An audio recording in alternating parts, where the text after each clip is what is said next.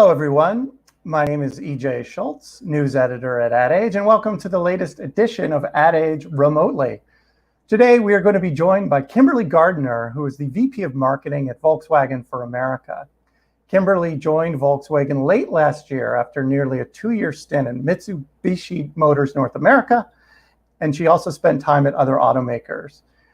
She joins Volkswagen as it's making a big push to expand its line of electric vehicles while also offering more crossovers and SUVs, which are more appealing to American tastes. We'll talk about that and a lot more on this episode. But first, I want to thank our sponsor, Verizon Media, for making today's episode happen. And now I want to welcome Kimberley on screen. Hello, Kimberley. Hi, how are you? Great. Thanks for joining us today. Before we get started, I want to remind all our viewers to submit questions on our social channels, and we'll get to them as we can. So Kimberley, thanks again for joining us. As I mentioned, you joined Volkswagen late last year from Mitsubishi, and I know before that you spent time at both Kia and Toyota. Obviously have a long history in the auto industry. Could you talk about the move to Volkswagen, why you decided to join the brand?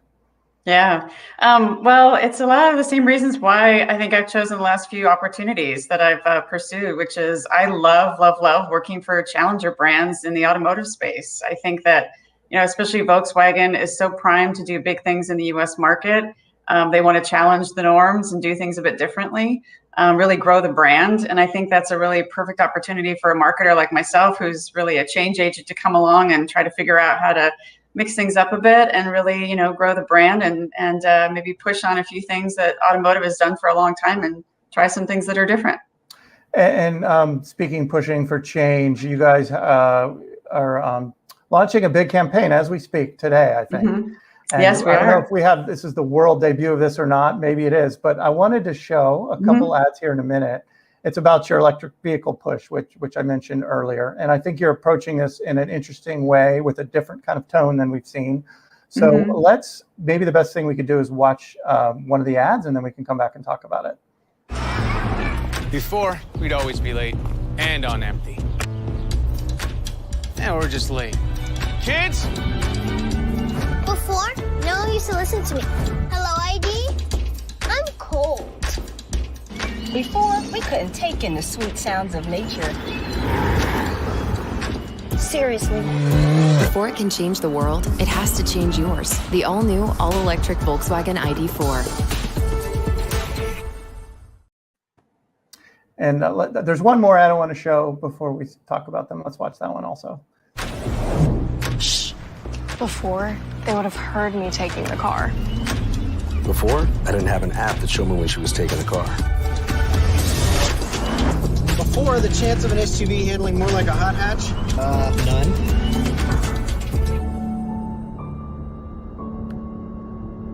You won't know a world before electric. Before it can change the world, it has to change yours. The all-new, all-electric Volkswagen ID4. So I want to ask you about that approach, but first, just for those who aren't following the ins and outs of the car industry, what is the ID4? What does it mean to Volkswagen? Yeah, so we've made a big commitment to electrification, and the ID4 launching literally right now with these spots tonight is the start of that. So it's our all-new e-SUV that we started taking reservations for late last year. And we're hitting the road with it, literally getting people behind the wheel, delivering it to dealerships right now. So it's accessible, it's affordable, it's something that we really feel like is going to change the conversation in terms of mainstreaming the idea of electrification that could be for everyone. And the ad uses the line, before it can change the world, it has to change yours. It feels like you're taking a very sort of personal approach to electric vehicles, or really kind of hammering in the theme of, this just isn't about saving the world or like some very high-minded environmental move. You're highlighting some of the creature comforts, I think, in a car. Can you talk about why you decided to take that approach? Yeah, and I think it's an interesting time for the industry, right? I mean, EVs are not new. Obviously, there's Tesla and other makes that have had products on the road for some period of time. But in the average consumer's mind, it's still very much a new thing. They're still getting used to the idea of not having to go to a gas station, of what does it really mean to plug in a car and actually charge it, and only run on electric energy. So I think what we try to do with the campaign is really balance the idea of, obviously, this is better for the planet. This is where mobility and transportation is going. But in terms of how to make it something that's actually real for everyday families, everyday consumers, it needs to feel like it's right for them. And we use some analogies, like, for example, you think about lots of products that are out there that people say it's great for the planet, but really, does it fit you? Does it fit your needs? Is it something that you can see yourself actually owning and enjoying? And if the answer is, I'm not sure, I don't know, then maybe it's not the right thing for you. And so I think as a marketer, we have to do both, right? Show there's a bigger benefit, but first and foremost, it needs to change your world, and we need to show the features of the car in your life every day. I should say that campaign comes from Johannes Leonardo. Yes, it does, JL. Yeah, our awesome agency. Yeah.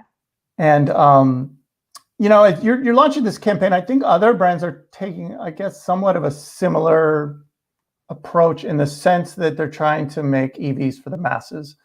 It's not that long ago with the Super Bowl, General Motors did a big push for their electric vehicles. They spent a lot of time at CES talking about it, and their line is kind of everybody in, right? So as Volkswagen, how are you differentiating yourself from these other brands that are also trying to say, hey, we're here with electric vehicles, and it's no longer just for Tesla wealthy people, it's for the everyday person? How is Volkswagen differentiating yourself in that pool?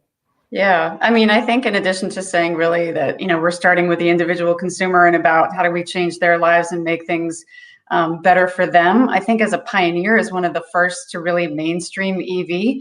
And you're right, there's more coming right behind us. But I think, having a product on the road right now means that we have that privilege really, and that exclusivity to try to start to really paint a picture, which is, it's not so much about EV being the right thing. Is it the right thing for you?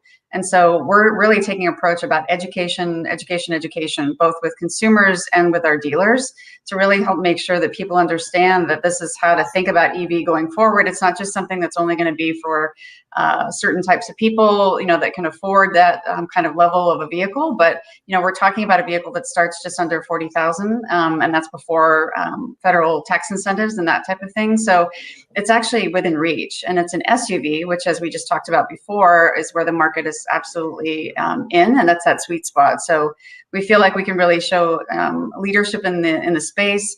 We can also bring a bit of a Volkswagen smile to their work, which I think is very much how the spots turned out and how the communication is coming together. So, we have a I guess a window of time, if you will, to really demonstrate that EV can be fun, it can be approachable, it can be accessible.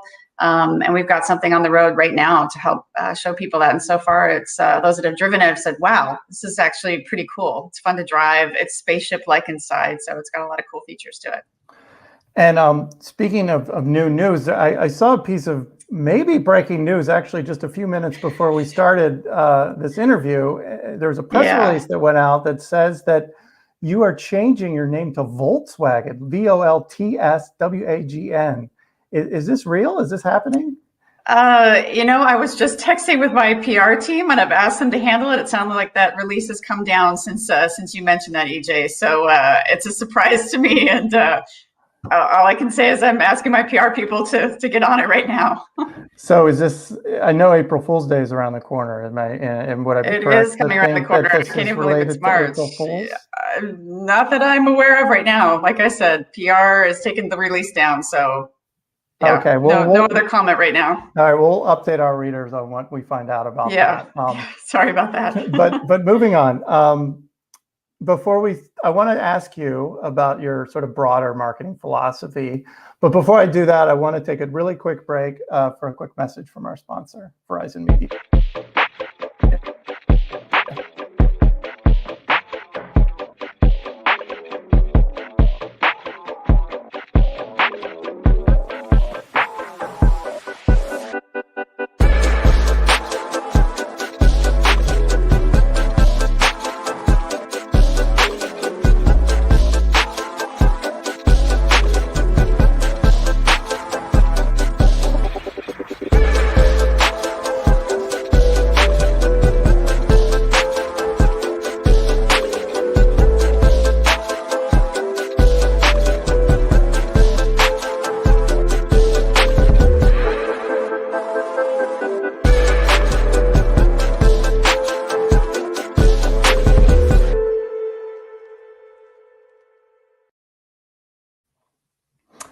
So we're back. Before we continue, I do want to give a few quick shout outs to some people who are watching. We have Jorg, who's watching from Germany, in the home country of Volkswagen, of course. Loretta is watching from Tennessee.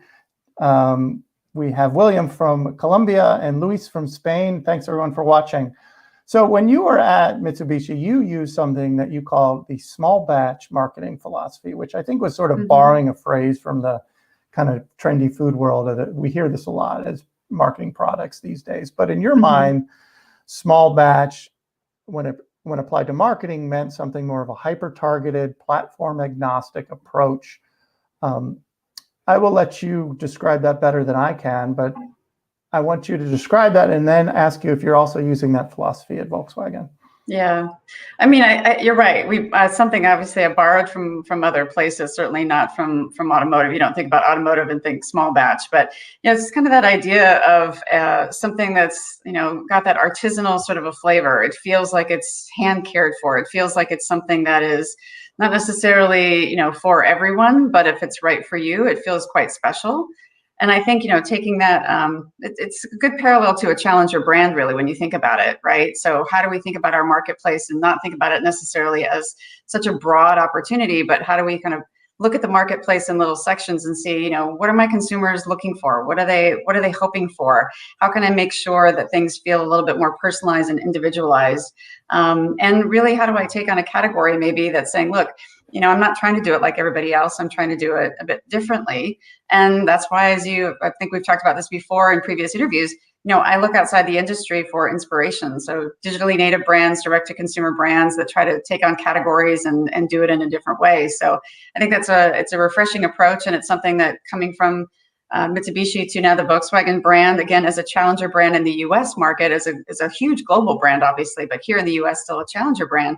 I still think that philosophy holds true. I still think that we as an industry really need to evolve, and we need to transform, as all marketing does right now, for better, for worse. But I'm pretty excited about the things that we can learn from other industries and figure out a way to make that relevant, going forward for automotive.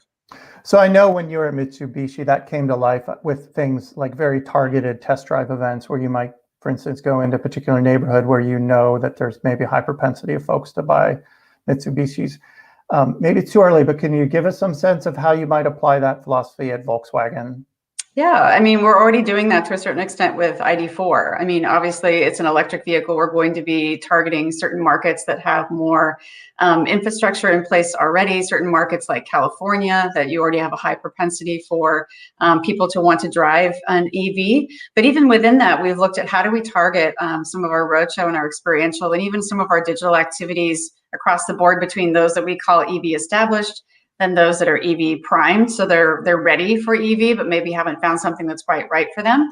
And then those EV open customers, which means that they like the idea of owning an EV, but they just really haven't had anything on the horizon that met their needs exactly. But maybe they're another 6 or 12 months or so away from purchase. So we've already started to think little by little about how we do that physically with some of our experiences, obviously, COVID safe, but also digitally in terms of how we make things more relevant for people based on their location and what we know about them as a consumer.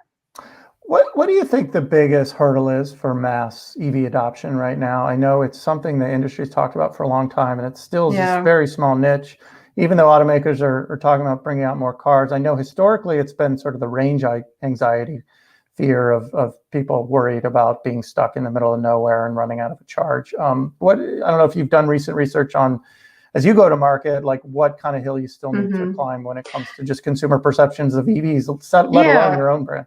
Yeah, absolutely. And I think you're right. Range has been a big one, definitely. But I mean, with our 250 miles plus, in that category, even anything over 200, people start to feel like, wow, I can actually drive all week long and not even have to charge the vehicle. The typical consumer drives less than about 20 to 30 miles per day kind of thing. So it doesn't become so much of a factor then. So range is one. I think the idea of just how does it fit into my lifestyle? So showing people literally this is what it looks like when you are driving one every day, how you charge it, how it works, how easy and intuitive it is to drive. And this car with the ID4, you don't even have to turn on the car.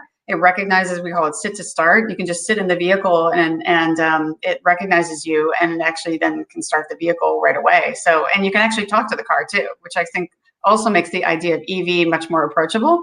You can literally, like you would say to Alexa or your Google Home device or that kind of thing, you can say, you know, hello ID, change the temperature in the vehicle, and it will do that for you. So I think also it's the idea that EV can be approachable, and I don't think we've been there just yet as a mass kind of consumer idea. Sit to start, not to go off on a detour on that, but I saw that in the ad. That's super interesting. Yeah. Does that work on like facial recognition or what other? No, it works on wait for the driver, and it recognizes obviously your key fob that you have to have with you. Oh, so, okay. Yeah, so like now, obviously, if you have a car that has smart start, you know, you have to just plug it in, you just push the start button. Yeah. You don't have to turn, no more keys kind of thing. Now, in fact, when I rent a car, someone can have a key. It's like, well, how does this thing work, right? So it recognizes the driver's weight on the front seat. So it took me a second to get used to that because I sat in the car the first time and I thought, oh, it's already going. This is kind of interesting. It's very fun. It's very intuitive, and people keep calling it like a spaceship.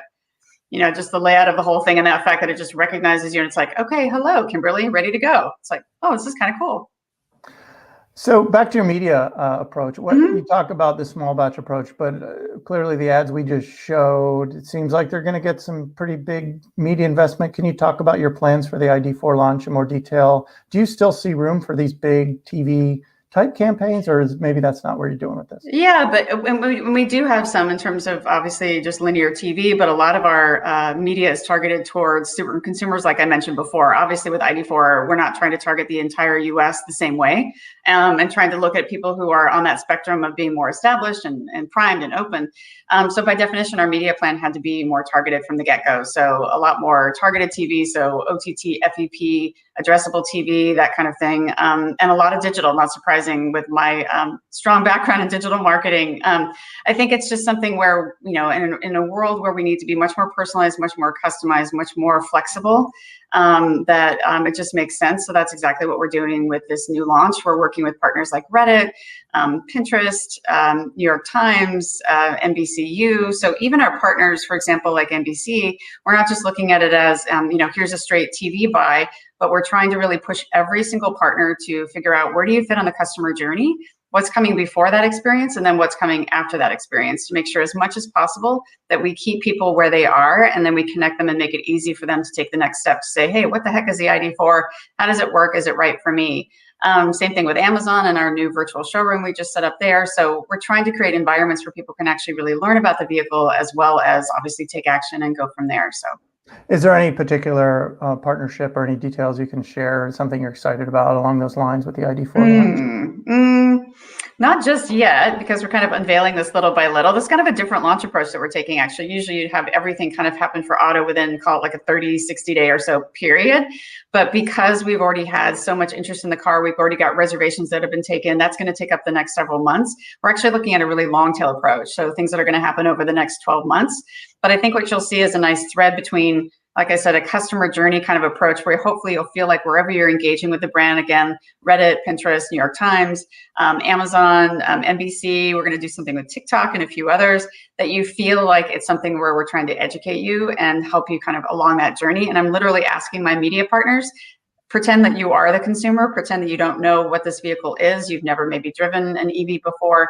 How do we make sure that every little experience that we have feels more conversational? It feels more like what's right for you. And it's something a bit different, and it's got legs for the whole year, not just something that's going to be, a kind of a cool thing now, but maybe not be relevant in 6 to 12 months from now.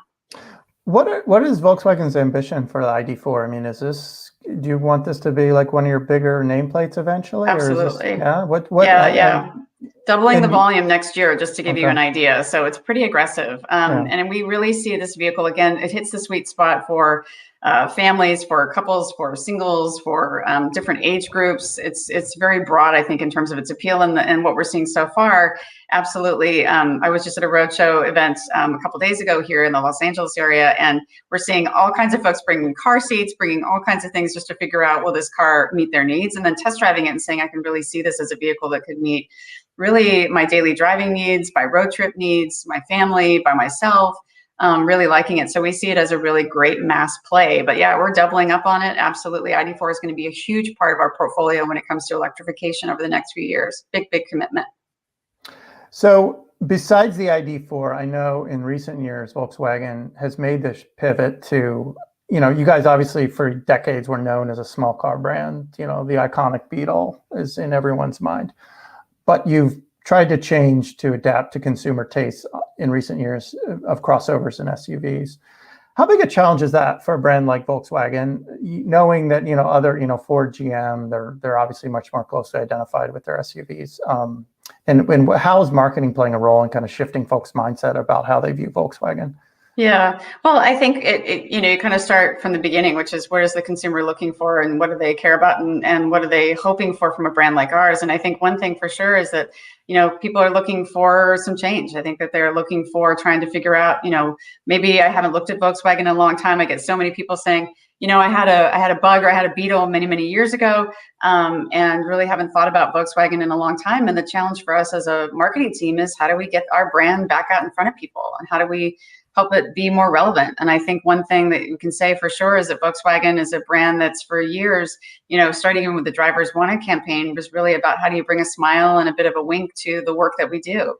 And I think that's still very relevant across the board, from whether or not you're in a Golf or you're in a GTR or you're, getting one of our new Atlas SUVs that stays with people throughout, no matter what vehicle they happen to come into from the brand perspective. So it's a big awareness challenge. It's a big consideration challenge because you're right, people are not expecting it necessarily from us. And that's what we've got our work cut out for. And 90% of our focus for this year really is on how do we build our SUV portfolio and the awareness and consideration for that. Does the Volkswagen brand still have a strain of sort of counterculturalism going through it? I know, and you mentioned your agency, they a year or two ago started to try to reclaim some of that in wake of the emissions scandal, and they launched the Drive Bigger campaign, which is more about pushing higher ideals and kind of reclaiming some of Volkswagen's sort of loved status here in the U.S. How do you view the brand in that light? Yeah, I mean, that's a great question. And I think that, Johannes Leonardo, our agency had really tried to figure out, how do you carve a place out for a brand like ours in the marketplace right now and really going forward. And I think Drive Bigger was the first piece of that. How do we look at the world in a bigger way?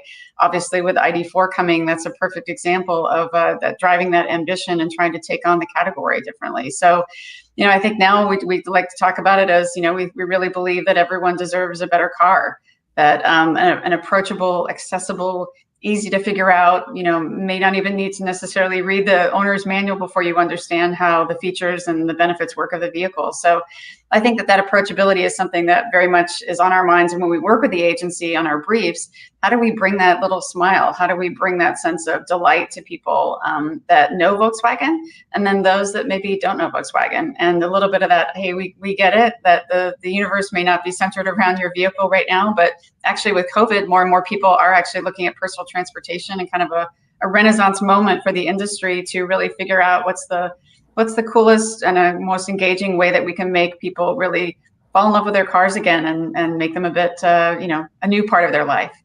Yeah, you mentioned the pandemic. I've been asking auto marketers the same question in recent months. Like, because even though more people are getting vaccinated, right, there's this sort of still lingering fear of crowds and maybe mass transit. Do you think this is going to benefit auto brands for years to come as people kind of rediscovered their cars as almost a sanctuary, a personalized space? It was really representing freedom for a lot of people during the lockdowns, just to get in your car and go out for a drive. Yeah. And I think it sort of recaptured some of the urban consumers that had sort of stopped considering car purchases. Do you guys keep your finger on that pulse? Is that something you're tapping into? Yeah, I think that's something that'll be with us for a long time to come. I think that now cars are seen as a new source of joy, as a new source of, drive-by birthday parties. My daughter did a drive-in high school graduation. I think that still it's something that people feel like they can be safe in, literally, that they can have that freedom to get out and about. We still see a lot of people asking about road trips and how do I take a road trip and where am I going and how do I do it? And as the economy starts and the country starts to open up more and more, I think we're going to see more people feel just more comfortable doing that. And it's kind of a new, discovering a new joy that you may not have thought about your car in that way, not for many years, right? So, and now that SUVs are becoming obviously more popular, I think too, people are thinking about, there's more functionality, more versatility that my car has to get across the country or across the state or wherever you might be going. So, and I think as cars look at technology too differently with connectivity and things like that in your vehicle, that you can choose your music, you can choose your atmosphere, and the ID4 you can choose your mood lighting. So it can feel very much like you're in a nice little cabin, and you're really creating your perfect environment for however long you're driving for. How about the retail experience? I know that's changed too quite drastically during COVID. We've seen a lot of brands do virtual showrooms, do as much as you can at home in front of your computer versus at the dealer. How is Volkswagen adapting for that? And I feel like a lot of that could be long lasting even beyond the pandemic. Oh yeah, I agree. And some of that was a long time coming. I think what I hear from consumers now, especially younger consumers, is they don't look forward to going to a dealership. They don't look forward to that traditional retail experience. They've wanted something different for a while. And I think that, like any kind of change, sometimes it just takes a bit of a sort of a dynamic moment in time to, try to figure out how to pivot to something more positive. And I think our dealers, at Volkswagen have really embraced digital retailing, not even so much necessarily saying that people are going to only want to 100% buy cars online, but that wherever they happen to be in that purchase cycle, that you can meet them where they're at, right? So if they want to do part of it online, that's great. If they want to do the whole thing online, we can do that too.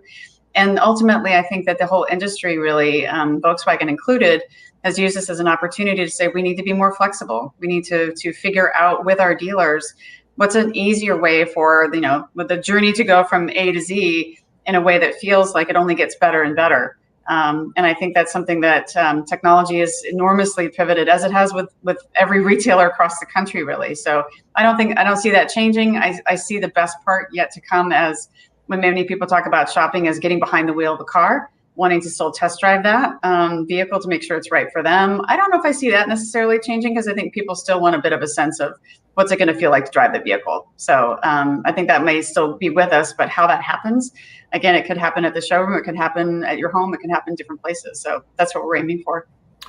We only have a couple of minutes left. I did want to ask you, I know you're busy with the ID4 now. You have another launch, I think, coming up this year, the Taos. Is that we right? do. Yeah, the new Taos. What that model is and how you might support it. Yeah, absolutely. It's an entry-level, small-size SUV. It's going to be, I think, a knockout hit. It's fantastic, fun to drive, looks great, super, enjoyable in terms of just the audiences that we've shown it to so far through some research that we've done. Just it seems to hit a great sweet spot. And that car is going to be launching in June, July timeframe. So it's perfect timing for us in terms of hitting the summer marketplace. And we are, as we speak, putting together our final plans for the launch of the vehicle. So we're super excited. It rounds out. Now we'll have 5 SUVs in the portfolio. So we'll have a full range to offer consumers, and only more going forward from there. I do want to get to at least one viewer question. This one's very specific. We'll try it out. Is there a plan for targeting apartment dwellers who will park in shared lots? Stuart on LinkedIn wants to know. Yeah, no, absolutely. Yes, definitely. So being able to show different use cases, how to use the vehicle, how to make sure you understand infrastructure. It's a lot of that, what's right for you. And I think we're going to see that more with our brand in particular later this year and going into next year, when we'll have more of that information up, and we'll be talking more about, if you're in this kind of situation, this is what this looks like. And the good news too is that this is more and more folks are seeing infrastructure being rolled out. Our partnership with Electrify America, there are hundreds and hundreds of charging outlets that are being set up right now. So including with apartments in some of those high density areas across the country. So more coming. That's the good news about so many different brands being in the electric space. And getting into the electric space, I should say, over the next few years, is the pressure is really going to be on for infrastructure to keep up very, very quickly. They go where the demand is, and I think the demand now has shifted. It's like you were saying earlier, people that are going to maybe be looking at EV for the first time, maybe they thought they would only do ride sharing or other types of transportation, and now there's going to be more of that demand. Well, you've got a lot going on, so I will let you go. And I want to thank you again really much for your time. Kimberley Gardiner, VP of Marketing at Volkswagen of America. My name is EJ Schultz, news editor at Ad Age. I want to thank everyone again for tuning in to Ad Age remotely, and also want to thank our sponsor, Verizon Media, for making today's episode happen. We will see everyone next time.